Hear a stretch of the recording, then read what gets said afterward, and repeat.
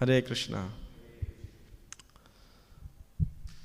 तो ये भागवतम का प्रसंग बड़ा सुन करके अजीब लग सकता है कि भागवतम में भी इतनी हिंसा बताई गई है, इतना वायलेंस है। ऐसे युद्ध तो आजकल भी नहीं होते अगर देखा जाए तो, लेकिन इतनी खतरनाक लड़ाई कि युद्ध हो रहा है वहाँ पे।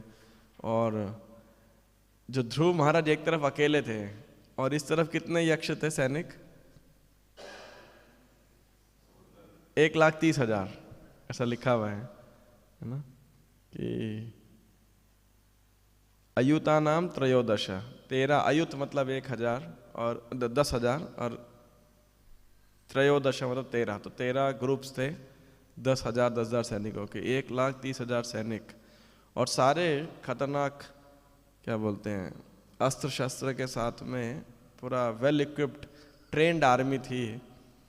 और इधर ध्रुव महाराज अकेले लड़ रहे थे उनके साथ में। और इससे पहले ध्रुव महाराज ने उनको जब एक साथ, ऐसे लिखा है, 6-6 बाण छोड़ रहे थे। पहले 3-3 बाण मार रहे थे, फिर 6-6 बाण मारने लगे। मतलब रियल सुपर हीरो अगर देखा जाए तो। और वो सारे यक्ष बिल्कुल हारने लगे उनके साथ में। तो ये 1,30,000 सैनिकों ने, इकट्ठे यक्षों ने आक्रमण कर दिया सारे हथियारों के साथ। तो जब ऐसा हुआ तो ये आज का श्लोक, कौन बोल रहा है ये श्लोक? बोल तो वैसे सुखदेव गोस्वामी रहे हैं, लेकिन विशेषकर जो सिद्ध लोक के निवासी हैं, हाहाकारस तदै वासित सिद्धानाम दिवि पश्यताम। तो जैसे मैच होता है ना कहीं पर, क्रिकेट मैच या फुटबॉल मैच या कोई वर्ल्ड कप, तो बहुत सारे ऑडियंस आए रहते हैं लोग, है ना। और चीयर करने वाले भी लोग होते हैं, वो अलग होते हैं, एडवर्टाइजिंग अलग होते हैं। तो ऐसे ही यहाँ जो यक्षों और ये ध्रुव महाराज के बीच में जो युद्ध चल रहा था या मैच चल रहा था, जो भी कह लीजिए, इसको भी देखने के लिए ऑडियंस आए थे, देख रहे थे। पश्यताम, और कहाँ से देख रहे थे? दिवी। दिवी मतलब आकाश में, बेसिकली आकाश में वो देख रहे थे अपने अपने विमानों के ऊपर। सिद्ध लोक के वासी, उनको तो कोई वीज़ा या ऐसा फ्लाइट टिकट नहीं कटाना पड़ता, उनके पास तो अपने प्राइवेट चार्टर्ड एयरप्लेन्स हैं। तो उस पर बैठ के आकाश से सिद्धा नाम दिवी पश्यताम, सिद्ध लोक के वासी सब देख रहे थे। और जब वो देख रहे, तो जब कोई बैट्समैन छक्का मारता है, चौका मारता है, सेंचुरी पूरा करता है, सब चीयर करते हैं, खूब ताली वाली मारते हैं और बोर्ड वोर्ड दिखाते हैं ना उसको। और अगर वही आउट हो जाए तो क्या होता है? तब सब एकदम एक तरीके से विलाप करने लगते हैं। तो ऐसे ही ध्रुव महाराज जब यहाँ पे ऐसे लगा उनको कि पूरे अस्त्र शस्त्र से कवर हो गए हैं, तो हाहाकारस तदैव आसीत्, तो वो सिद्ध लोक के सब वासी क्या करने लगे? हाहाकार करने लगे, यू नो, हाय हाय कि ध्रुव महाराज ढक गए सब। लेकिन एक उन्होंने उदाहरण दिया, और क्या कह रहे हैं वो? हतोयम मानवः सूर्यो। हतोयम, हतो मतलब एक तरीके से मारे गए, हार गए। कि ध्रुव महाराज जो है मानवः, ये जो ध्रुव महाराज हैं मानवः, तो मानव शब्द को प्रॉपर जी एक्सप्लेन करें। मानव मतलब नॉर्मल दृष्टि से क्या है? मनुष्य, इंसान, हम उसको मानव बोलते हैं। और मानव कहाँ से आता है शब्द? मनु से। तो मनु के जो वंशज हैं, तो जितने भी ह्यूमन बीइंग्स हैं वो सब मनु से आए हैं, प्रकट हुए हैं। लेकिन ध्रुव महाराज तो विशेष मानव है। क्यों? 2 कारण से। एक कारण प्रभुपाद एक्सप्लिसिटली बता रहे हैं और एक इम्प्लिसिट है। इम्प्लिसिट कारण ये है कि स्वयंभू मनु के पुत्र कौन थे? उत्तानपाद और प्रियव्रत, और उत्तानपाद के लड़के थे ध्रुव महाराज। तो पोते हो गए, तो सीधा सीधा डायरेक्ट उनके पितामह और पोते का पौत्र का रिलेशन है, दादाजी हैं, तो वैसे ही मानव हो गए। और दूसरा क्या है कि सारे मनुष्य के वंशज। प्रभुपाद कह रहे हैं कि नहीं, वो विशेष मानव है सारे मानवों में। क्यों? क्योंकि ध्रुव महाराज महान भक्त हैं, भक्त भी नहीं है, महान भक्त हैं। और मनुष्य जीवन के लक्ष्य को तो वो ऑलरेडी सार्थक कर चुके हैं, भगवान का दर्शन करके आ चुके हैं। तो हतोयम मानवः, तो ये जो विशेष मनु के वंशज हैं वो हार गए। ऐसे सब सिद्ध लोक के वासी जो है अलास बेसिकली इस प्रकार से चिल्लाने लगे। और कह रहे हैं सूर्यो मग्न पुण्य जनार्णवे, कि जिस प्रकार सूर्यो मग्नः अर्णवे, जिस प्रकार संध्या के समय सूर्य क्या होता है, ऐसे लगता है समुद्र में डूब गया, तो उसी प्रकार पुण्य जन, ये जो यक्षों के समुद्र में पुण्य जन अर्णवे, अर्णव मतलब सागर, तो यक्षों के सागर में उसी प्रकार ध्रुव का सूर्य भी डूब गया है।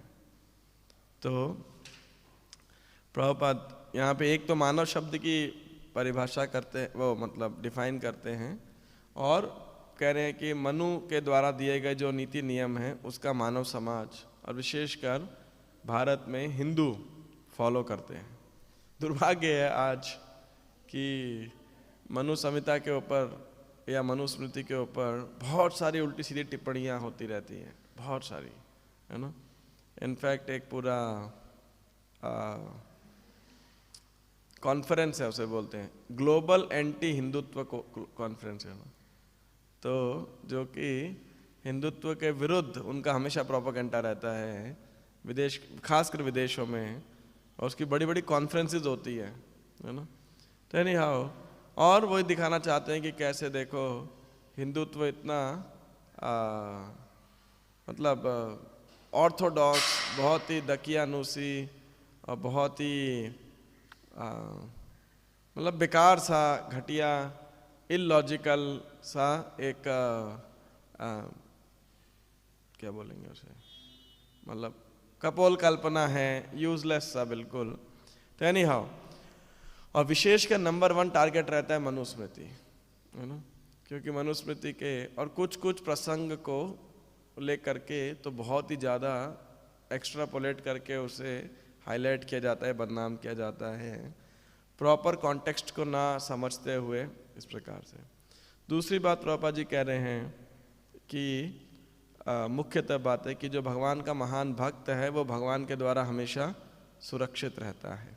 तो ये उनका दूसरा मेन टाइटल है, जिसमें उदाहरण दिया जा रहा है कि रात बीतने पर सूर्य पुनः उदय होता है, वैसे ही ध्रुव महाराज क्या करेंगे, अभी दोबारा फाइट बैक करेंगे, कम बैक करेंगे, और जैसे वो फॉग, धुंध को, कोहरे को हटा करके सूर्य प्रकट होता है और पूरा कोहरा चले जाता है, उसी प्रकार से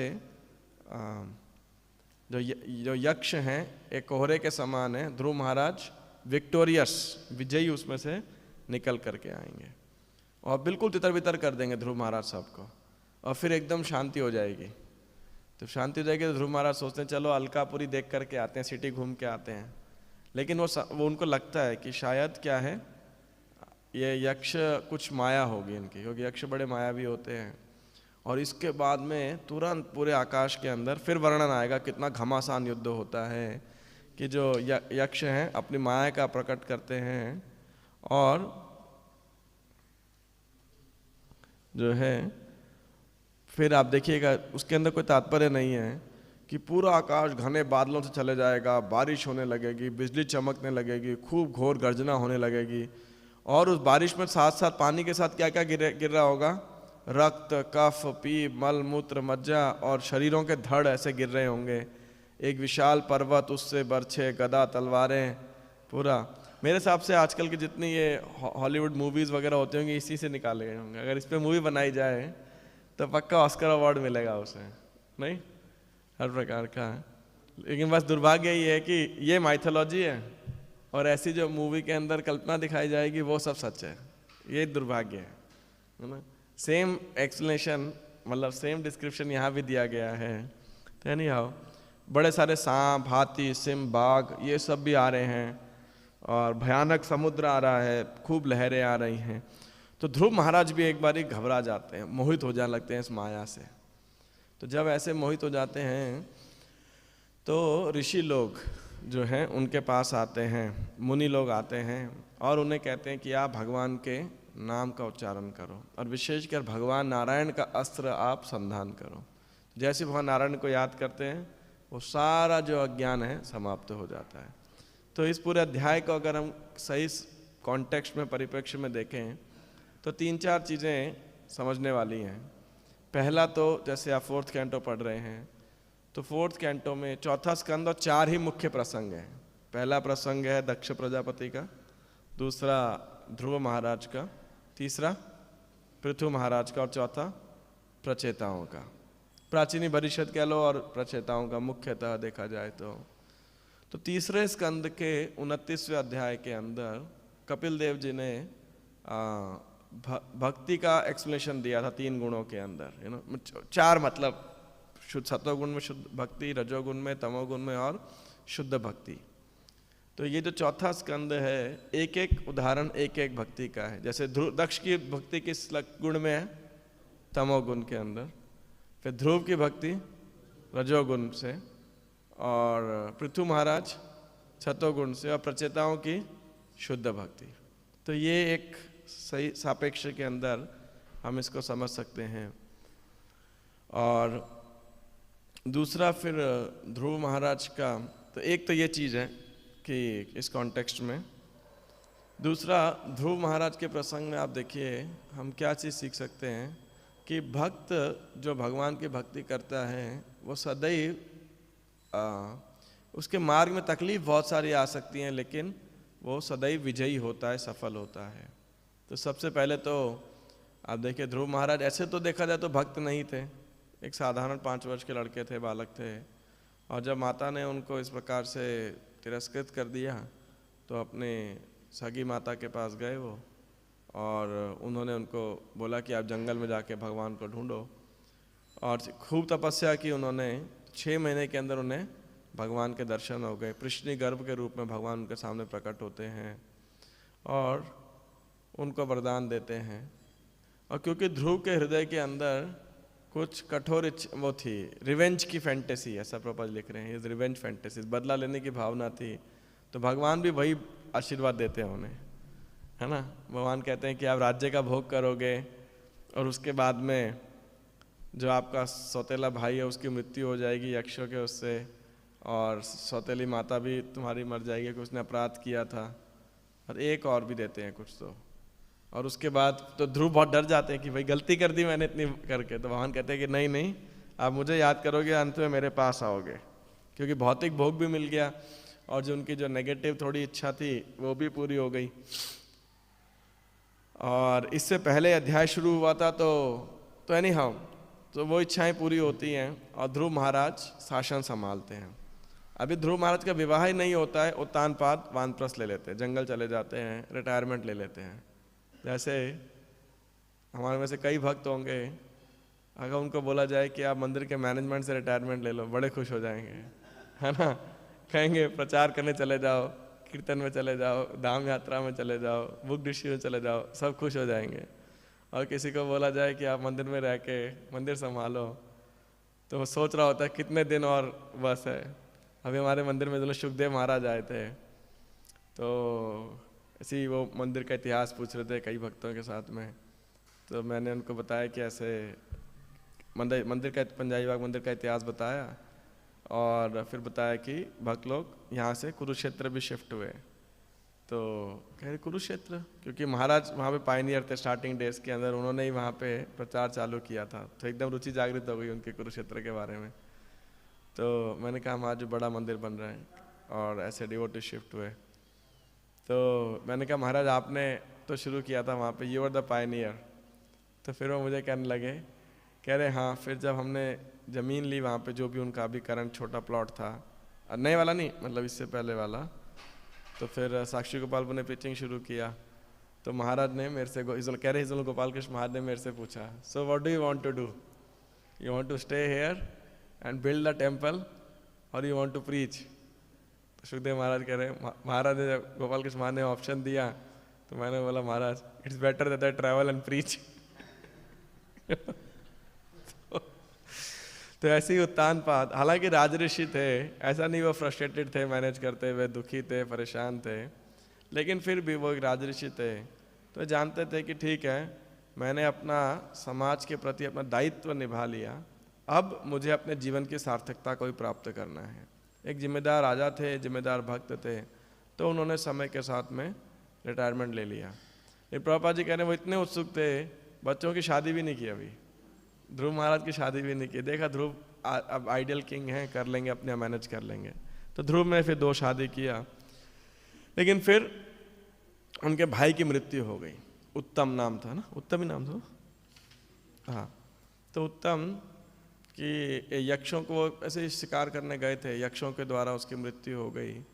तो ध्रुव को बहुत गुस्सा आया कि, और अभी उनका विवाह भी नहीं हुआ था उत्तम का, और जब उत्तम की मृत्यु हो गई तो उसी शोक में उनकी माता सुरुचि की भी मृत्यु हो गई। तो अब आप बताइए, बड़े आश्चर्य की बात है, जब मैंने पहली बार ये घटना पढ़ी और सुनी थी तो मुझे बड़ा आश्चर्य लग रहा था। मैंने 3-4 बार प्रभुपाद जी एक तात्पर्य दे रहे हैं यहाँ पे, आपने ज़रूर डिस्कशन किया होगा कि ध्रुव को इतना गुस्सा आना क्या उनकी भक्त बनने की पोजीशन को जस्टिफाई करता है? कि आप देखो, अभी भगवान के दर्शन करके आए और भाई की मृत्यु तो हुई है, और वो भी युद्ध में हुई है ना, इतना गुस्सा कि यक्षों को मारने के लिए निकल गए। ये तो पूरी अज्ञानता है, मतलब नहले पे दहला करने वाली बात है, लेकिन टिट फॉर टैट कि भाई तुमने मेरे भाई को मारा, अब मैं तुम सबको मारूंगा। तो प्रभुपाद जी क्या कह रहे हैं वहाँ पे कि नहीं, this is not in, Dhruva's position is not as a devotee is not incompatible, you know, कि ऐसा नहीं है कि ध्रुव के अंदर कोई इमोशंस नहीं होने वाले हैं, कोई भावनाएं नहीं होने वाली हैं, कोई स्नेह नहीं होने वाला है, अपने भाई के प्रति उनका स्वाभाविक स्नेह है। तो इसीलिए क्या हो रहा है यहाँ पे कि वो जब भाई का वध हुआ तो वो भी यक्षों का वध करने के लिए अलकापुरी निकल गए। अब इससे क्या समझा जाए? बड़ा आश्चर्य वाली बात है। ऐसे तो मतलब डिवोटी और एक नॉर्मल व्यक्ति में कुछ तो अंतर होना चाहिए, है ना। अगर डिवोटी भी ऐसे ही मारने निकल जाएंगे तो। और ध्रुव को लेकिन फिर भी बड़ा क्रोध आया। तो एक बार श्रील प्रभुपाद जी से किसी ने प्रश्न पूछा था कि जब अभिमन्यु का वध हुआ, जब 13वें दिन, तो अर्जुन खूब विलाप करने लगे। जब युद्ध क्षेत्र कोई बता नहीं रहा था हुआ क्या है, सब चुप खड़े थे। तो अर्जुन ने देखा कि अभिमन्यु का टेंट खाली पड़ा है, उधर से कोई, नहीं तो अभिमन्यु रोज मिलने के लिए आता था, बताता था, आज अभिमन्यु नहीं आया। तो उनके मन में लगा कि इतना शोकाकुल वातावरण है। और अभिमन्यु के बारे में वर्णन आता है कि वो लगभग अर्जुन के जैसा ही महावीर था, है ना। वो जब भीष्म पितामह कौरव और पांडव सेना का एनालिसिस करते हैं एक एक योद्धा का, तो वो कहते हैं कि पांडव सेना के अंदर जो है अर्जुन और भीम, और विशेषकर अर्जुन जो है वो इनफाइनाइट सोल्जर्स के साथ एक साथ लड़ सकते हैं। मतलब अतिरथी, ऐसा कुछ तो टर्म, महारथी अतिरथी कोई वर्ड यूज करते हैं, जो कि कितने भी सैनिक आ जाएं वो लड़ सकता है उसके साथ में। तो दुर्योधन या पता नहीं किसने पूछा वहां पे, क्या अर्जुन के अलावा कोई और भी अतिरथी है उसके अंदर?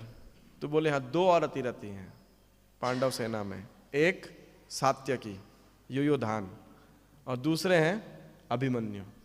कह रहे ये 2, क्योंकि सात्यकी अर्जुन के मिलिट्री स्टूडेंट थे, डिसाइपल थे, और अभिमन्यु उनका लड़का था। और अभिमन्यु को मिलिट्री आर्ट किसने सिखाई थी? भगवान कृष्ण ने, स्वयं भगवान कृष्ण ने उनको सब सिखाया था। क्योंकि तब पांडव लोग तो वनवास में थे और अज्ञातवास में, तो सुभद्रा माता जो हैं वो द्वारका में आए थे और कृष्ण भगवान ने स्वयं अभिमन्यु को ट्रेन किया था। तो अभिमन्यु का जब वध हुआ 13वें दिन, तो अर्जुन इतना विलाप करने लगे, रोने लगे। फिर इतना गुस्सा आया कि प्रण ले लिया। क्या प्रण ले लिया? कि कल सूर्यास्त तक जयद्रथ का मैं वध करूंगा, और नहीं किया तो क्या करूंगा? अग्निदाह कर लूंगा। भगवान भी कह रहे, अरे भाई सोच समझ के प्रतिज्ञा लिया करो, तुम लोग ऐसी प्रतिज्ञा ले लेते हो। तो अर्जुन कहते हैं कि कल तो देवता और दानव इकट्ठे आके भी जयद्रथ को छुपा लें तब भी नहीं बचा पाएंगे, और अगर कुछ कर भी लिया तो आप तो मेरे साथ हो ही हो, है ना। तो भगवान ही सोच रहे कि सारी टेंशन तो मेरी है इन लोगों की। तो खैर भगवान अपने भक्तों की हमेशा रक्षा करते हैं। तो अर्जुन के प्रण की रक्षा की। तो प्रभुपाद जी से पूछा किसी ने कि अभी तो 13 दिन पहले गीता सुनी थी अर्जुन ने कृष्ण से कि तुम शरीर नहीं हो, आत्मा हो, भगवान के अंश हो, और अभी शरीर के लिए इतना रो रहा है अर्जुन, बताओ, इतना क्रोध कर रहा है, ये क्या समझा जाए? प्रभुपाद जी ने बड़ा सरल उत्तर दिया। प्रभुपाद जी कहते हैं कि arjuna had sentiments of a human being. एक वैष्णव था, उसके अंदर स्वाभाविक है, लेकिन किसी के परिवारजन है, पत्नी है, पुत्र है, पुत्री है, संतान है, तो वो स्वाभाविक स्नेह के पात्र हैं। तो जब उसका मृत्यु हुआ तो ऐसा नहीं है कि भक्त है तो उसके हृदय में अब कोई संवेदनाएं नहीं हैं, कोई स्नेह नहीं है, कोई भावनाएं नहीं हैं। लेकिन पुत्र का वध होने पर भी अर्जुन ने कृष्ण के प्रति अपनी सेवा को नहीं छोड़ा। जो धर्म युद्ध करना था उसको और इंटेंसिफाई कर दिया रादर, है कि नहीं। तो प्रभुपाद जी इस प्रकार से एक उत्तर देते हैं। लेकिन ध्रुव महाराज की इस लीला का कॉन्टेक्स्ट ऐसे भगवान की सेवा नहीं है विशेषकर। ध्रुव महाराज की इस लीला से अगले अध्याय के अंदर अब ध्रुव महाराज को जब ये यक्ष दोबारा ऐसा मोह करेंगे, जब मोहित कर देंगे, तो स्वयं ये मुनि लोग आएंगे, कहेंगे आप भगवान के नाम का जप करो। तो नारायण अस्त्र उठाते हैं, भगवान नारायण को याद करते हैं और अब बिल्कुल होल सेल में इनडिस्क्रिमिनेटली यक्षों का वध करने लगते हैं। मतलब बस अब जो सामने है उसका वध कर रहे हैं। और इस समय ध्रुव महाराज सही में क्रोध के वशीभूत हो जाते हैं, आग बबूला हो जाते हैं। और मतलब उसको क्या बोलेंगे, जो इनोसेंट यक्ष हैं, हिंदी में क्या बोलेंगे, निर्दोष, जो निर्दोष यक्ष हैं उनका भी होलसेल में वध करने लगेंगे वो। तो स्वयंभू मनु स्वयं प्रकट होते हैं और स्वयंभू मनु उन्हें एक बहुत सुंदर शिक्षा देंगे। अलम वत्सा तिरोषेण तमोद्वारेण पापमना येन पुण्यजनाने तान वधित स्वतमनागसः, है ना। वो कह रहे हैं, तो ये जो श्लोक आएगा अलम वत्स अतिरोषेण, अब ये कह सकते हैं अध्याय का ये सार रूप है अतिरोष। अतिरोष मतलब एक्सेसिव एंगर, है ना। एक्सेसिव एंगर मतलब एक है क्रोध का इस्तेमाल करना और एक है क्रोध से इस्तेमाल हो जाना, स्वयं क्रोध के वशीभूत हो जाना। तो ध्रुव महाराज यहाँ पर एक चरित्र निभा रहे हैं जिसके द्वारा हम एक बड़ा सुंदर लेसन सीख सकते हैं। कि पहला लेसन तो ये हुआ इस लीला के अंदर, इस अध्याय के अंदर, कि जब भी भगवान की माया मतलब एक्सटर्नल माया, महामाया, दैवी शक्ति जो इस तीनों गुणों को, इस भौतिक जगत को कंट्रोल करती है, तो उससे, जय श्री सीताराम हनुमान की जय, श्री श्री राधा गोविंद भगवान की जय। तो जब एक्सटर्नल एनर्जी से व्यक्ति मोहित होता है तो भगवान के नाम का जप करके वो इस अज्ञानता से, मोह से दूर हो सकता है। भगवान का नाम एक शक्तिशाली अस्त्र है जिससे व्यक्ति मोह से दूर हो सकता है। दूसरा, ध्रुव महाराज एक चरित्र निभा रहे हैं कि इतने महान भक्त होते हुए भी वो क्या हो गए, अतिरोषेण, एक्सेसिव एंगर, जो कि एक भक्तों के लिए, जैसे भगवान गीता में कह रहे हैं, काम क्रोध और लोभ क्या है, रॉयल रोड टू हेल, ऐसा मतलब नरक के द्वार हैं तीनों। तो इसीलिए ये अतिरोष, एक्सेसिवली क्रोधित होना, ये एक भक्त के लिए बड़ा मतलब हो सकता है, नेगेटिव पॉइंट हो सकता है उसके लिए, एक बहुत ही उसकी प्रगति के लिए हानिकारक हो सकता है, उसकी भौतिक या आध्यात्मिक प्रगति के लिए। क्योंकि जब व्यक्ति को क्रोधित होता है कोई व्यक्ति, तो क्या होता है, वो अपना होश खो बैठता है, अपनी डिस्क्रिमिनेशन खो बैठता है सही और गलत के बीच में, कि क्या सही है और क्या गलत है। और उस समय उनकी मदद के लिए कौन आते हैं, स्वयंभू मनु स्वयं आते हैं और बहुत सुंदर उन्हें शिक्षा देते हैं कि किस प्रकार एक भक्त का आचरण होना चाहिए, भगवान को क्या प्रसन्न करता है और ध्रुव के आचरण में कहाँ गलती हो रही है। तो अब ध्रुव महाराज के चरित्र में अगर हम वैसे देखें तो कैसे भगवान हर क्षण उनकी रक्षा करते हैं। तो पहली रक्षा कहाँ करी, अपमानित हुए तो पहले उनको, जब वो किसके पास गए शेल्टर लेने के लिए, अपनी माता सुनीति के पास, लेकिन सुनीति ने उन्हें बहुत सुंदर मार्गदर्शन दिया। जंगल गए तो कौन मिल गया, नारद जी मिल गए। नारद जी को साफ बोला इन्होंने कि जो उपदेश आप दे रहे हो वो ब्राह्मणों के लिए अच्छा है और मैं क्षत्रिय खानदान का हूँ, तो अगर भगवान की मदद करने में, भगवान को प्राप्त करने में मदद कर सकते हो तो बताओ, नहीं तो साइड हटो, है ना। नारद जी भी आश्चर्यचकित हो गए थे कि देखिए क्षत्रिय का जो वंशज है, असली वंशज, कितना डिटरमाइंड होता है। तो नारद जी मिले उन्हें। नारद जी मिलने के बाद में उन्होंने भगवान को प्राप्त किया। त्वं प्राप्तवान देव मुनीन्द्र गुह्यम। और उसके बाद में फिर जब यक्षों के साथ युद्ध हुआ और थोड़ा फंस गए तो कौन मदद के लिए आया? ऋषि मुनि आ गए। फिर जब वो एक जगह डिस्ट्रैक्ट होने लगे तो कौन आ गया? स्वयंभू मनु आ गया। तो पूरे जीवन काल में ध्रुव महाराज के अगर हम देखें तो एक भक्त, और प्रभुपाद जी हर जगह लिखेंगे, स्वयंभू मनु के केस में भी और ऋषियों के केस में भी, कि उनको किसने प्रेरणा दी ध्रुव महाराज के पास आने के लिए? भगवान ने। भगवान ने इन सब ऋषियों को, स्वयंभू मनु को अलग अलग समय पे आके प्रेरणा दी कि वे ध्रुव का मार्गदर्शन कर सकें कि क्या सही है, क्या करणीय है और क्या अकरणीय है, क्या कार्य नहीं करने वाला है उसके लिए। और यही बात प्रभुपाद जी यहाँ बता रहे हैं। श्री रूप गोस्वामी कहते हैं कि न केवल भक्त परमेश्वर द्वारा सुरक्षित रहता है वरन समस्त देवता, यहाँ तक कि सामान्य मनुष्य भी उसकी सुरक्षा के प्रति उत्सुक होते हैं। तो ये सुरक्षा केवल शरीर की सुरक्षा नहीं है, ये सुरक्षा उसकी चेतना की, उसकी कृष्ण भावना की और उसके दोबारा न गिरने की जो है सुरक्षा है ना। तो ये भक्त को, एक कृष्ण भक्त को विशेषकर ये सुरक्षा प्राप्त होती है। ऐसा नहीं केवल भगवान के द्वारा, भगवान तो अपने भक्त के लिए सदैव चिंतित रहते ही हैं उसकी सुरक्षा के लिए, लेकिन भगवान के साथ साथ लिटरली स्पीकिंग पूरी सृष्टि एक भगवान के भक्त की सुरक्षा की चिंता करती है, और खासकर देवता, ऋषि मुनिगण। और प्रभुपाद जी देवी लिख रहे हैं कि मनुष्य भी, सामान्य मनुष्य भी उनकी सुरक्षा के प्रति उत्सुक होते हैं, है ना।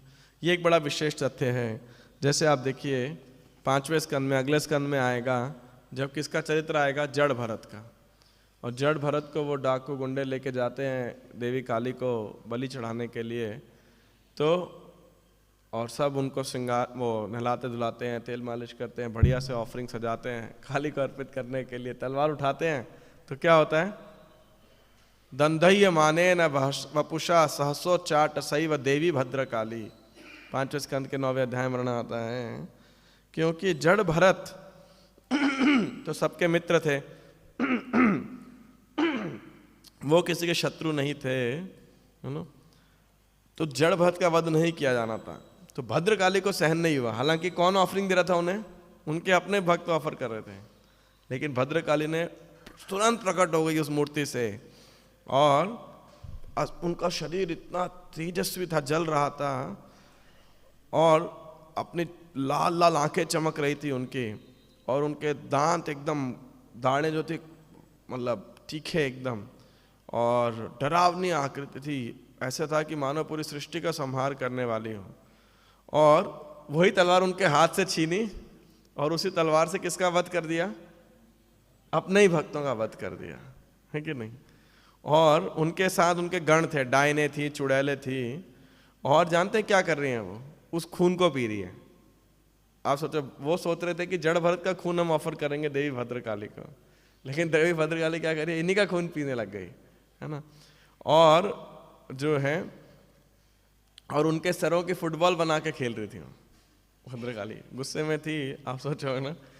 तो अब क्यों? क्योंकि वो कृष्ण के भक्त हैं, तो इसलिए देवी भी उनको उनके प्रति अत्याचार सहन नहीं कर सकती थी। एक बार एक देवी काली का भक्त था, तो उसकी कुछ इच्छा थी मांगने की, तो उसने काली के पास गया, देवी के पास गया और बोला मेरी इच्छा पूरी करो, मैं आपको एक भैंसा अर्पित करूँगा। तो उसकी इच्छा पूरी हो गई। तो कई दिन हो गए, हफ्ते हो गए, उसने भैंसा ऑफर ही नहीं किया। तो काली उनके सपने में आई, देखो मैंने तुम्हारी इच्छा पूरी करी, भैंसा ऑफर करो। तो कह रहा भैंसा बहुत महंगा है अभी, तो अभी नहीं ऑफर करता। बोले ठीक है बकरा ही ऑफर कर दो। कह रहा ठीक है।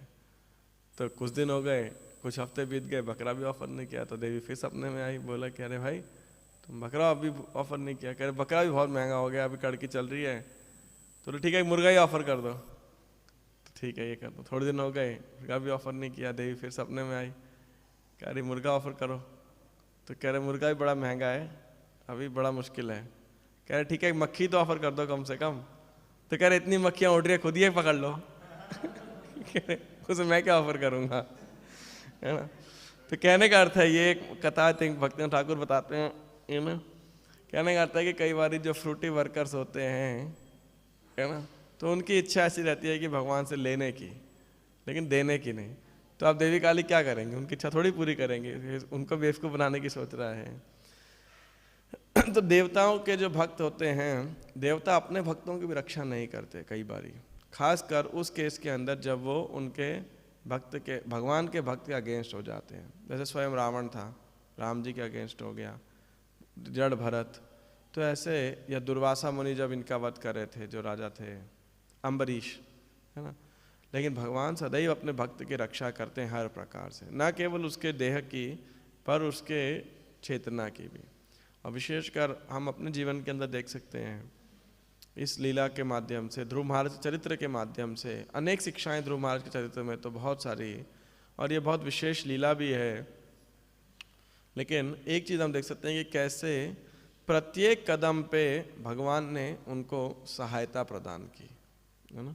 हर क्षण के ऊपर भगवान ने उनकी रक्षा की, चाहे वो सुनीति के रूप में हो, चाहे नारद मुनि के रूप में हो, चाहे वो मुनियों के रूप में हो, चाहे वो स्वयंभू मनु के रूप में हो, जिससे ध्रुव महाराज सदैव सही मार्ग पर, भगवत मार्ग पर लगे रहें, उससे कतई च्युत ना हो, कतई वो पदभ्रष्ट ना हो।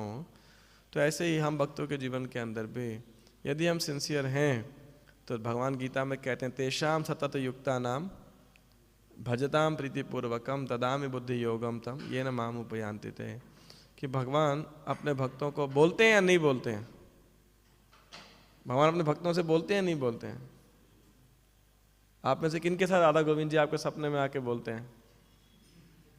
किसी के साथ में है?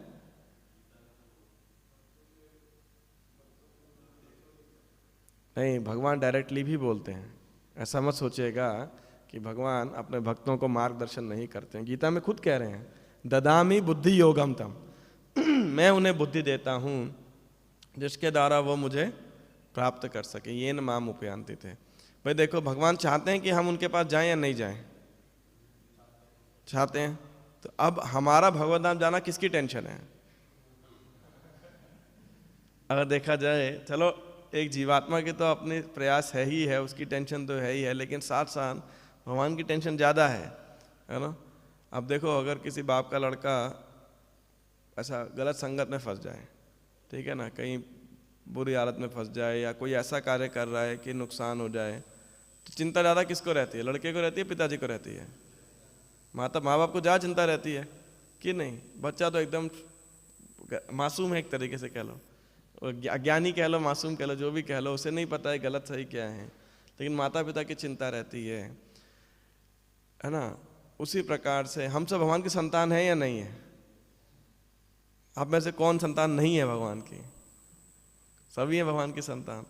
तो इसीलिए भगवान से पुनः मिलना ये भगवान की चिंता का विषय है, और विशेषकर जो उनके शरणागत होते हैं उनका तो खासकर, है ना।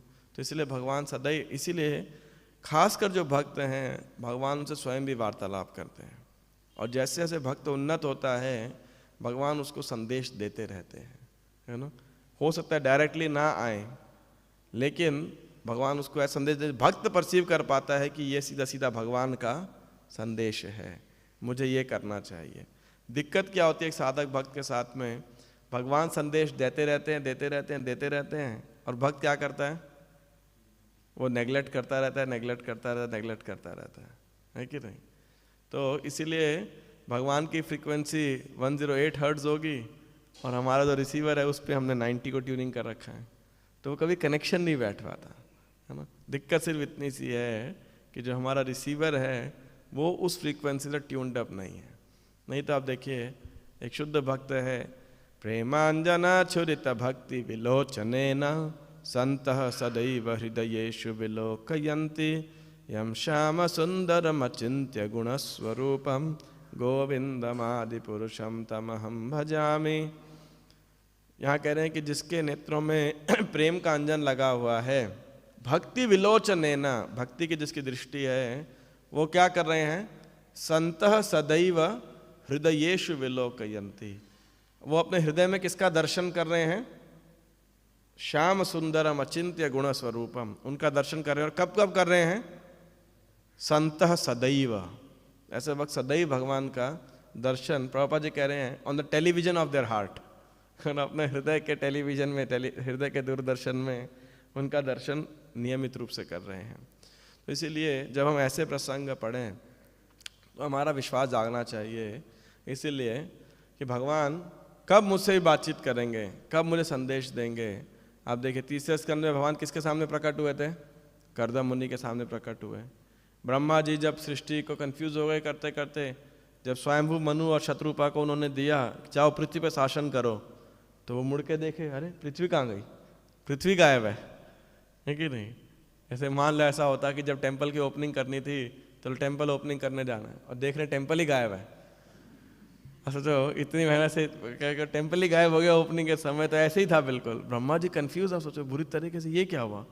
पृथ्वी बनाया, उसको ऑर्बिट में बिठाया, सब सेटिंग किया, क्रिएशन के लिए अनुकूल वातावरण बनाया, और स्वयंभू मनु शत्रुपा को इतनी मेहनत के बाद जाके अब पहली बारी सही क्रिएशन हुई है। इतने सारे मतलब नेगेटिव क्रिएशन के बाद में, और पृथ्वी गायब अब तो, इतना बड़ा ब्लंडर। तो देख रहे हुआ क्या ये, और ऐसा विचार कर रहे थे, तभी कौन प्रकट हो गया? उनके नॉस्ट्रिल से वराहदेव प्रकट हो गए। केशव धृता शुकर रूप जय जगदीश हरे, और वो पृथ्वी को उठा के लेके आए। तो ऐसे ही कर्दम मुनि के सामने भगवान प्रकट होते हैं, देवहूति के सामने भगवान स्वयं पुत्र के रूप में कपिल देव के रूप में प्रकट होते हैं, यहाँ ध्रुव महाराज के सामने प्रकट होते हैं, उन्हें सेना लेते हैं। प्राचीन भविष्य के सामने नारद जी को भेजते हैं। प्रचेताओं को के लिए किसको भेजते हैं? शिव जी को भेजते हैं, है ना। तो आप देखिए जब जब ऐसे प्रसंग आए, हमारा भक्ति में विश्वास बढ़ना चाहिए कि कैसे भगवान हर मार्ग पे हमसे ज़्यादा, हमसे सैकड़ों गुना ज़्यादा भगवान उत्साहित हैं हमें वापस भगवत धाम लाने के लिए, है कि नहीं। तो इसीलिए हमें गंभीरता से भगवान के चरण कमलों की शरण ग्रहण करनी चाहिए, और भक्ति में उन्नति करते समय ऐसा अवश्य हो जब जब हमारे जीवन में हमें डायरेक्ट भगवान का हाथ दिखे। ये तो निश्चित है, अगर हम सब विचार करेंगे तो अपने जीवन में कुछ ना कुछ मिरेकल हम सब ने देखे होंगे, जो कि असंभव से असंभव कार्य था, और कैसे भगवान ने उसको एकदम सरल बना दिया, है ना। या कैसे उस समय पे भगवान ने बिल्कुल सही मार्गदर्शन किया कि जो है अगर हम वो डिसीजन नहीं लिया होता शायद तो हमारा जीवन में कुछ और नुकसान होता या कुछ भी। तो लेकिन क्या होता है, हम भूल जाते हैं, हम कृतज्ञ समझते हैं ना, कृतज्ञ, अनग्रेटफुल, एहसान फरामोश। तो हम सुनते हैं, करते हैं, कर भी लेते हैं, पर हमें लगता है भगवान तो हमारी मदद करनी ही चाहिए, हम इतनी भक्ति कर रहे हैं, और बताओ भगवान कुछ तो करेंगे। सब कुछ हालांकि भगवान ही कर रहे हैं। तो इसीलिए भक्त को अपनी फ्रीक्वेंसी को भगवान के साथ जोड़ने का पूरा प्रयास करना चाहिए, डायरेक्टली भी। ऐसा नहीं है कि भगवान केवल शास्त्रों के माध्यम से बोलते हैं, शास्त्रों के माध्यम से बोलते हैं, भगवान भक्तों के माध्यम से बोलते हैं, भगवान तो अभक्तों के माध्यम से भी बोल देते हैं, है कि नहीं। तो भगवान को तो आप सही हैं, सही सिंसियर हैं, तो भगवान सदैव पद पे जो है मार्गदर्शन करते हैं। वो हृदय में बैठने वाले चैत्य गुरु हैं, है ना, और अपने भक्तों का तो विशेष ध्यान रखते हैं भगवान। तुम्हारा हृदय सदा गोविंद विश्राम, गोविंद कहे नाम मोरा वैष्णव परान। तो कह रहे हैं वैष्णव ठाकुर तुम्हारा हृदय सदा गोविंद विश्राम, आप कर रहे हैं, गोविंद विश्राम कर रहे हैं। और गोविंद कहे ना मोरा वैष्णव प्राण, कि गोविंद भगवान क्या कह रहे हैं कि वैष्णव लोग मेरे क्या हैं, वो मेरे प्राण हैं, कि नहीं। कृष्ण भगवान अम्बरीश महाराज कहते हैं साधवो हृदय मह्यम साधुनाम हृदय तो हम मदन्य तेन जानन्ति ना हम तेभ्य मनागपि, कि साधु मेरे हृदय में रहते हैं और मैं साधुओं के हृदय में रहता हूँ। साधवो हृदय मह्यम साधुनाम हृदय तो हम, और भक्त लोग मेरे अलावा कुछ नहीं जानते, मैं उनके अलावा कुछ नहीं जानता।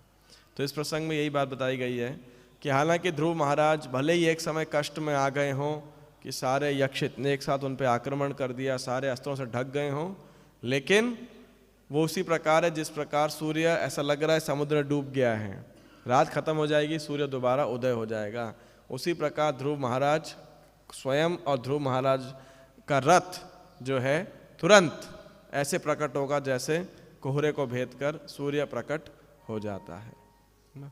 तो जैसे सेम वर्णन आता है जब महाभारत में युद्ध हो रहा था, तो जब अर्जुन का युद्ध, अर्जुन का और कृष्ण का रथ था, इतना भयानक तरीके से 9वें दिन या 10वें दिन ऐसा कोई तो दिन था कि भीष्म पितामह के बाणों से, जब वो दिन था जब दुर्योधन ने बोला कि आप मार ही नहीं रहे इनको, है ना, तो ऐसा हो गया कि किसी को अर्जुन का रथ ही नहीं दिख रहा, ना कृष्ण ना अर्जुन दिख रहे हैं, पूरा केवल एक बाणों का भंडा, मतलब ढेर पूरा वो ऐसा है। क्यों? इतनी तीव्र गति से भीष्म पितामह के बाण चल रहे थे कि अर्जुन उसको काउंटर ही नहीं कर पा रहे थे, ऐसा है। वो तो भगवान के ऐसे ऐसे ऐसे रथ हिला रहे थे तो कोई बाण जो है टच, मतलब चोट नहीं लग रहा था ज़्यादा, कोई इधर जा रहा है कोई इधर जा रहा है, लेकिन लिटरली मन और वायु की गति से बाण रहे हैं। और यदि कोई सोचा कि चलो अर्जुन की रक्षा के लिए हम चलते हैं, उनके जो वो साथ में क्या बोलते हैं व्हील्स प्रोटेक्ट करने के लिए राइट और लेफ्ट एक हो रहता है, वो सब जो अंग रक्षक जिसे बोला जाता है, बॉडीगार्ड्स, वो सब, और भी कोई योद्धा आता था और वो सीधा भीष्मदेव के बाणों से ऊपर है ना, लाइक दैट। कोई आसपास भी, जैसे मान लीजिए ये गोला बना ना, बीच में अर्जुन का रथ है, तो अब पूरे गोले में सिर्फ बाण ही बाण, और किसी ने प्रवेश करने का सोचा चलो थोड़ा लोड शेयर करते हैं तो बस वो दुनिया से ऊपर चले जाएगा, ऐसा था। तो ना भगवान को भी बाण मारे जा रहे हैं, जो है लग रहे बाण भगवान को भी। तो भगवान अर्जुन को कह रहे भाई अभी तो गीता सुनाया तुमको, फिर तुम भूल गए, यहाँ तुम्हें दादाजी याद आ रहे हैं अपने, है ना। तो अर्जुन फिर जो है भगवान ने फाइनली बोला छोड़ो, इसको समझने नहीं आने वाला। भगवान ने वो पहिया उठाया और भीष्म देव की ओर भागे, ऐसा है। तो जो है अगले दिन तो फिर शिखंडी था, तो चलो ठीक है थोड़ा सा रिलेटिवली, लेकिन सेम जब युद्ध होता था ऐसे, तो वो एक्चुअली लिटरली फाइट सीन्स तो वो रजिश करने वाले होते हैं। आजकल की फाइटिंग तो ऐसे ही कहीं से भी खड़े होकर छुप करके कोई जैसे गोला गिरा रहा है, बम गिरा रहा है, उसमें कोई मज़ा थोड़ी है। असली वेलर तो इसी में दिखाई पड़ता है ना, कि किस प्रकार वो लड़ा करते थे। तो एनी हाउ कुल मिला के इससे हम ये सीख सकते हैं कैसे भगवान अपने भक्तों की सदैव रक्षा करते हैं। तो यदि आप ही कोई टिप्पणी हो, कोई प्रश्न हो, कोई रियलाइजेशन आप शेयर करना चाहो कि भगवान ने आपकी कैसे रक्षा करी, या कोई प्रश्न हो तो आप शेयर पूछ सकते हैं। Yes sir. Hare Krishna, thank you for your lecture. आपने वो फ्रीक्वेंसी का एग्जांपल दिया था कि हमारी 90 डिग्री और भगवान 108, तो वो कैसे मैच कैसे करवाएं? मैच कैसे कराएं? तो हम 108 तक कैसे जाएं? देखिए एक चीज़ तो है कि जिस दिन से हमने भगवान की शरण ग्रहण करना शुरू की, उस दिन से चलो 80 तक पहुँचे, पहले तो माइनस में फ्रीक्वेंसी होगी या कोई और फ्रीक्वेंसी होगी, तो सब भक्त उसको ट्यूनिंग तो कर ही रहे हैं, ऐसा नहीं है। लेकिन खासकर हम अभ्यास करें कि जब जब हमें भगवान से कोई दिशा निर्देश प्राप्त होता है, भक्तों के माध्यम से, किसी लेक्चर के माध्यम से, पुस्तक के माध्यम से, इवन किसी अभक्तों के माध्यम से, कि सही कैंडिडेट सही समय पे हमें सही दिशा दे देता है, तो हमें देखना चाहिए कि कैसे भगवान ने ही उसको अरेंज किया। तो इन अरेंजमेंट्स को कभी भूलना नहीं चाहिए। नॉर्मली क्या होता है, हम भूल जाते हैं, we start taking it for granted. तो वो ग्रांटेड ना लें। ग्रांटेड लेने से क्या होगा, अगली बार जब भी हम समस्या में आएंगे तो क्या होगा, इमीडिएटली हमारा रिफ्लेक्स एक्शन यही होगा, भगवान की शरण ग्रहण करना, है ना। और शरण ग्रहण करेंगे तो क्या होगा, भगवान आपको गाइडेंस देंगे, और इससे आपका संबंध जो है और अधिक गहरा होते जाएगा भगवान के साथ में। तो मेरी एक अंडरस्टैंडिंग है कि हमें ऐसे भगवान को भूलना नहीं चाहिए।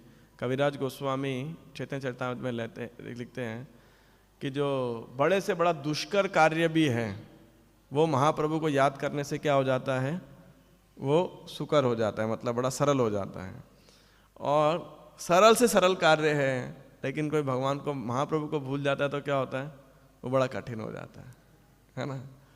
तो कभी कभी कठिनाई इसीलिए होती है, भगवान भी देखते हैं बहुत ज़्यादा घमंडी बन रहे हो, लग रहा है अपने आप को कर्ता मान रहे हो, चलो करो।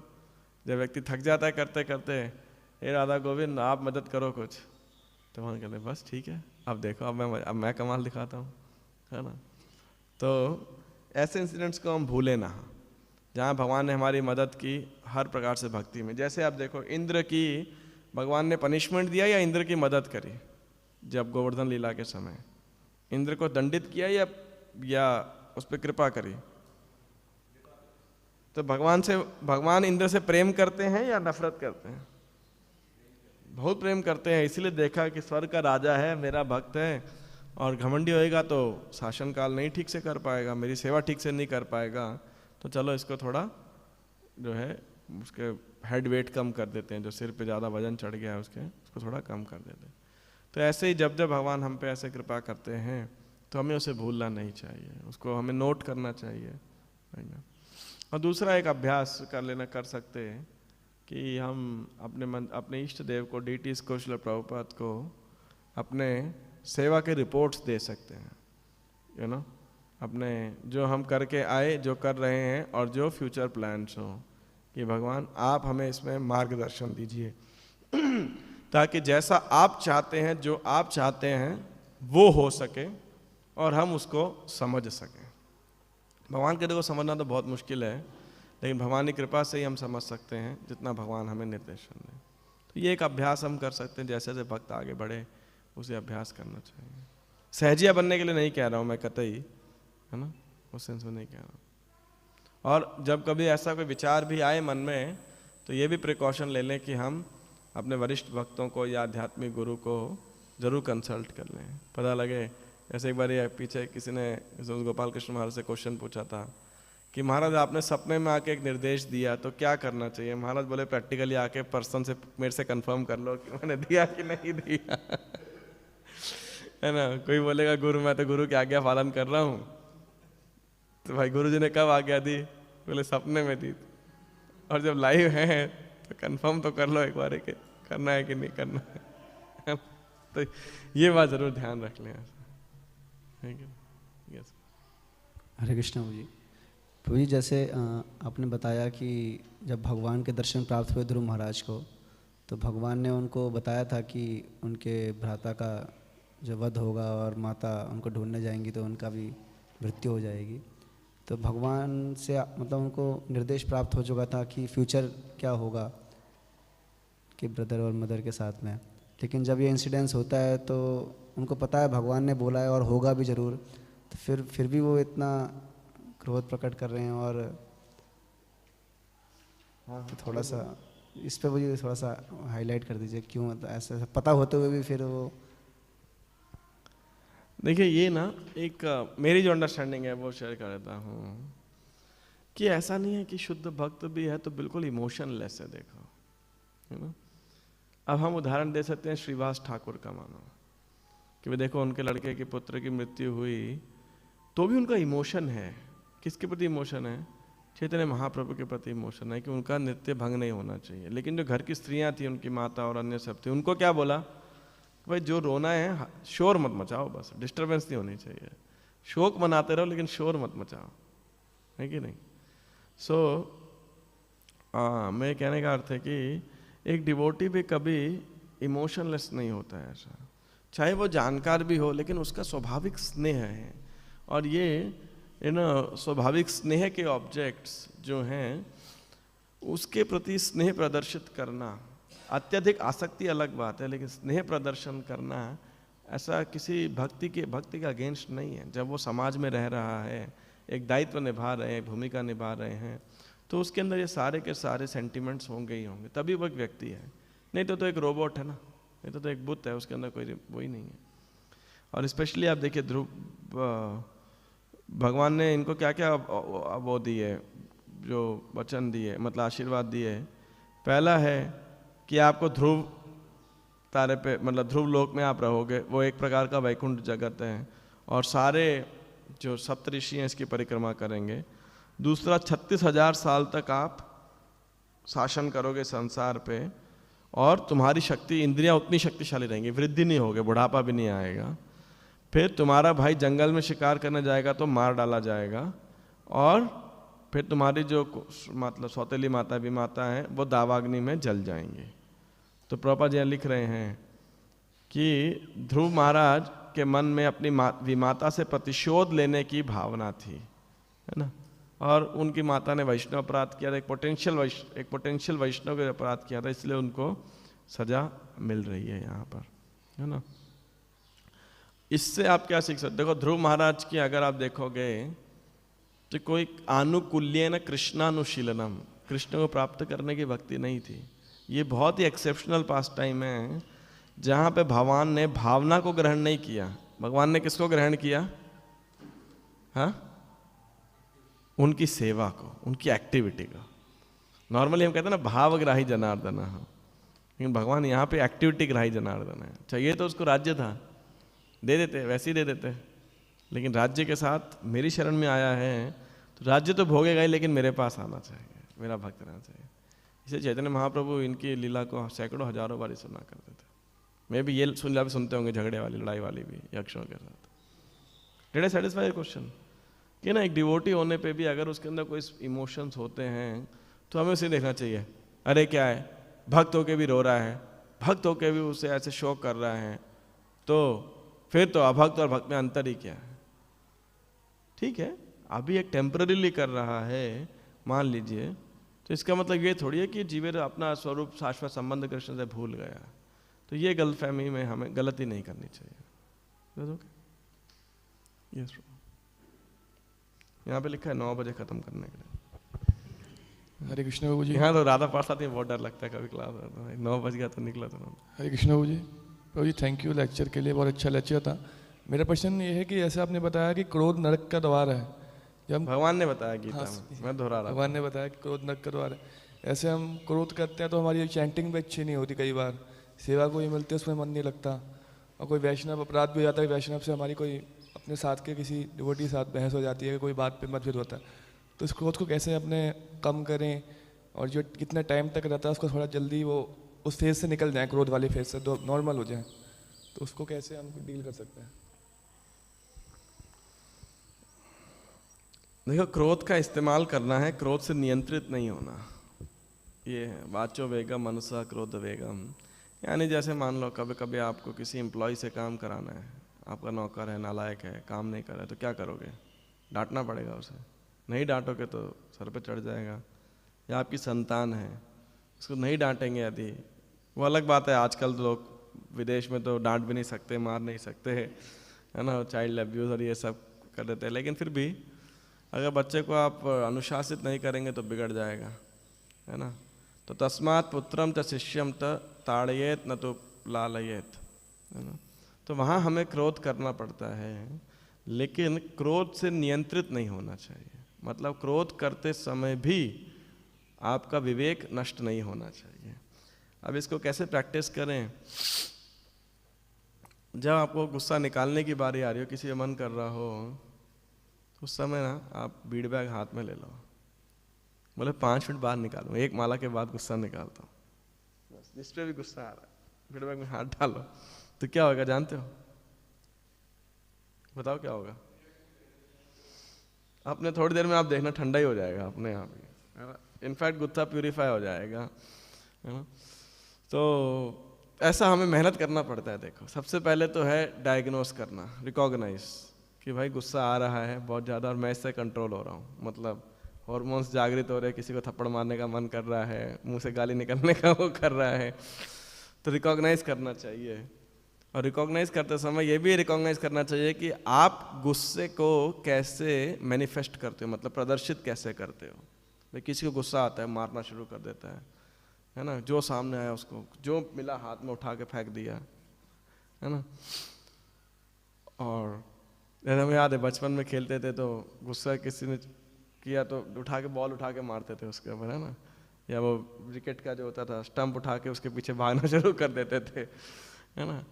तो कोई कोई होता है बहुत ज़ोर से चिल्लाने लगता है, ठीक है ना। कोई कोई होता है ना चिल्लाता है, वो खुद इतना परेशान हो जाता है जाके, मतलब अपना सेल्फ टॉर्चर करने लग जाता है। गुस्सा तो आ रहा है लेकिन निकाल नहीं पा रहा है। तो अब कौन सी सही जगह है जहाँ पे गुस्से, अब गलत जगह पे क्रोध को प्रदर्शित करेंगे तो क्या होगा? आपका और नुकसान होगा। अब आपको किसी पे गुस्सा आ रहा है, 2 थप्पड़ मारे आपने, तो क्या करेगा? सामने वाला 4 मारेगा। मान लो आपसे ज़्यादा शक्तिशाली है, 4 मार देगा तो आपको और गुस्सा आएगा। आप क्या करोगे? अब तो मार भी नहीं पाओगे। तो इसलिए विचार विवेक कर लेना चाहिए कि किस समय गुस्से का प्रदर्शित करना है और कैसे करना है। तो वहाँ भी थोड़ा सा सत्वगुण भी रखेंगे अगर विचार करने के लिए, तो हम क्रोध के वशीभूत नहीं होंगे ऐसा। और सबसे बेस्ट है जिस समय गुस्सा निकालने का मन करे तो एक और विचार कर लो, गुस्सा निकालना जरूरी है या बिना गुस्से के भी काम हो सकता है ना? अगर विचार करोगे 1 मिनट के लिए ना, ऑल्टरनेट वे क्या है बिना गुस्सा किए, तो आपको ज़्यादा अच्छे उपाय मिलेंगे, है ना। और कई बार थोड़ा तारीफ कर दो तो भी ज़्यादा जल्दी काम होता है rather than गुस्सा करने के बजाय, ऐसा है कि नहीं। जैसे आपको कभी, जब मैं मंदिर में किचन इंचार्ज था तो हमारा जो सुबह वाले कुकिंग करता था जो भक्त, थोड़ा मसाला ज़्यादा डालता था, कभी कभी मिर्ची थोड़ा ज़्यादा डालता था, और उसको पुरानी हैबिट थी, अच्छा कुक था। तो अब क्योंकि नया, मैं तो नया किचन, वो मेरे से पुराना है किचन में, मैं तो नया आया, तो एकदम तो मैं उस पर शासन नहीं कर सकता, उसको सिखाना था। कभी मिर्च मसाला तेज़ डालेगा तो मैं बोला तबे तबे ठीक है, क्यों क्या हुआ प्रभु जी, वो ऐसा पूछेगा, उसको समझता था कि मैं क्यों बोल रहा हूँ। तो मैंने बोला आजकल ऐसा लग रहा है कि जो मिर्ची बहुत तेज़ आ रही है मार्केट से, मतलब ऐसे 4 हरी मिर्च डाले लेकिन मिर्च में वो जो उसका तीखापन है बहुत ज़्यादा है, तो इसलिए सब सब्जी तीखी है। तो तीखा लगा क्या, तो मैं पूछा था आपको नहीं लगा, कह रहा नहीं, मैं कहा वैसे खा के देखो थोड़ा, तो कह रहे हाँ थोड़ा तो तीखा है। मैं कहा देखो अपने स्तर से नहीं, भक्तों के स्तर से देखो थोड़ा, कह रहे कम कर दें, तो मैंने कहा हाँ थोड़ा कम कर दो, है ना। अब मैं चिल्लाऊंगा तो इतना मिर्चा डालता है, ये अकल नहीं है तेरे को, है ना, सबका पेट, तो क्या होगा, अगले दिन और गुस्से में 4 मिर्ची और डालेगा, मैं क्या कर लूँगा, है ना। तो चाहे गुस्सा भी अगले दिन फिर डालेगा मान लो, तो ऐसे करते करते धीरे धीरे कटेल करना पड़ता था, है ना। वो छुप के लाल मिर्ची का पैकेट लेके आएंगे डाल देंगे, अगर आप बंद भी कर दोगे तो किधर से तो जुगाड़ निकाल के वो ला के लगा देंगे। तो अब आपको प्रशिक्षित करना है तो आपको बिना क्रोधित किए आपको करना पड़ेगा, नहीं तो आप सफल नहीं हो पाएंगे। किसी से भी आपको काम कराना है ना, चाहे बच्चे हों चाहे आपके वो हों। और इसीलिए ऋषभ देव जी एक बड़ा सुंदर शिक्षा दे रहे हैं, ये किसी लीडर के लिए, श्लोक याद नहीं,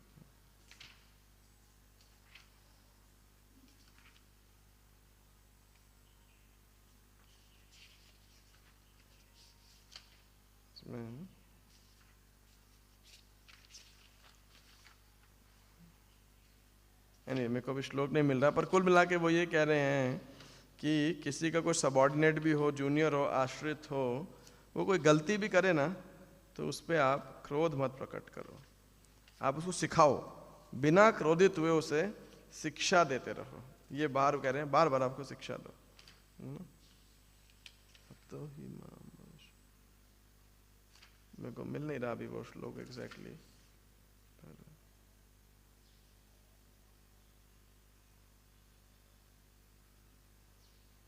हाँ, इत्थम विमुन्युर अनुशिष्यद ज्ञान योजयेत कर्म सुमुकर्म मूढ़ान, कि यदि वह पिता है तो अपने पुत्रों को, यदि गुरु है तो शिष्यों को, राजा है तो प्रजा को उसी प्रकार शिक्षा दे जैसे कि मैंने उपदेश दिया है।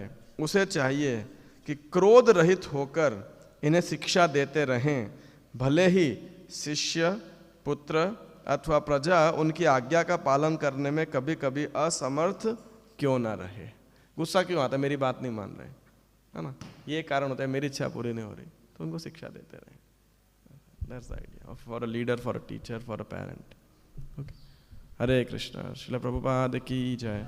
ग्रंथराज श्रीमद् भागवतम की जय। गौर प्रेमानंदे हरि हरि।